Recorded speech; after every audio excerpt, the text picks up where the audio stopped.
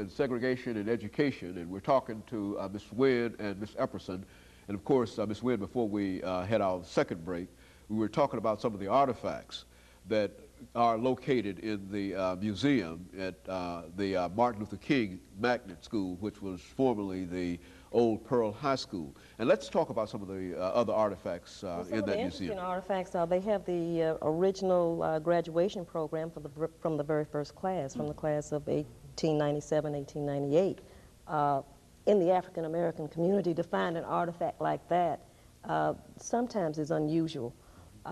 They have all of the class pictures just about from all of the classes with the exception of a few. Basketball trophies. It was something called the Pearl High Voice. They have all, I believe, all of those issues available.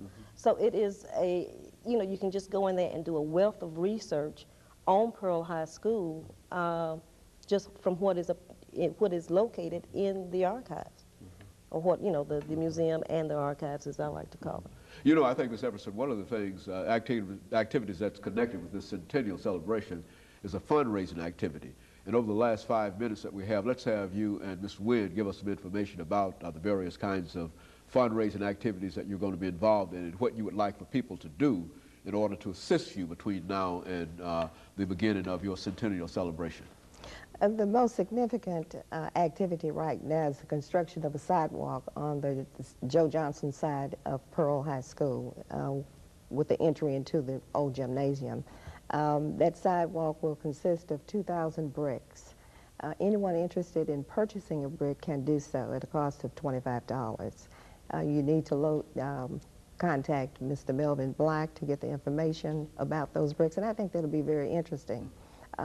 We have more than 2,000 graduates of the school, so it'll be on a first-come, first-served basis.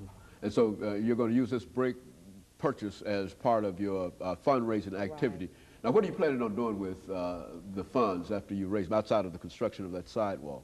Scholarships, additions to the museum. And so you've already got many plans in terms of using that money.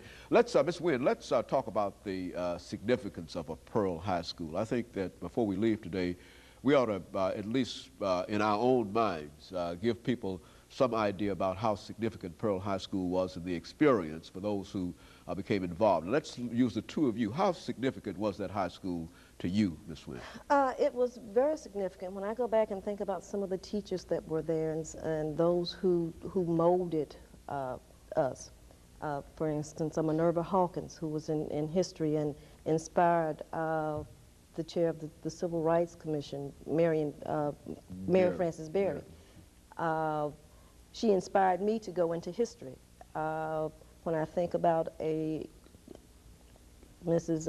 Mary Walker, the late Mary Walker, who was very instrumental in making sure you learned how to write. You learned your grammar, you learned English, you learned literature. Certainly one cannot forget the principal, Mr. Hall.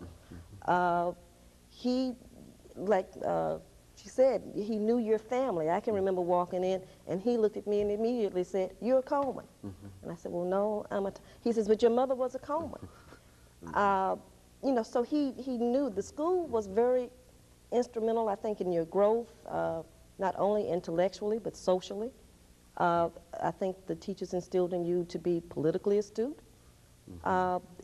It was a comprehensive kind of education that went outside the bounds of academics. It prepared you, they prepared you into life, not only just the faculty, but the staff, janitorial staff. It was a family within a family, so to speak. So I think that the school was very instrumental, and sometimes I wonder if the children today are receiving that kind of nourishment from today's educational institutions. Very good. Ms. Epperson, I think that when we talk about the significance of a Pearl High School, I think that you would sort of agree with us that, and as you've indicated earlier, that while it is in a segregated setting, for the most part, you did not feel as if you were receiving a, quote, segregated education. Am I correct in making that kind of statement? Very correct. The instructors took personal time to add or enhance our education. I can remember Reverend Ewing spending his summers with math sessions, Miss Holland doing chemistry, Mr. Harris doing chemistry in the summer without pay. They were that interested in the students to encourage them to do as much as possible. Mrs. E.F. Walker, an English instructor, was very instrumental in encouraging people to write poetry, stories, and participating in a number of contests throughout the city.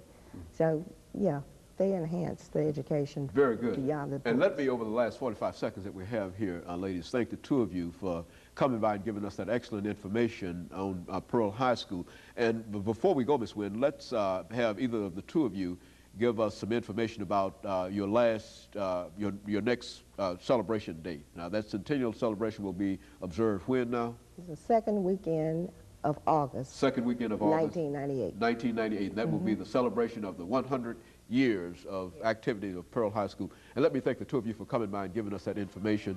And let me encourage you to tune in again next week for another informative edition of Comments. Thank you and good morning.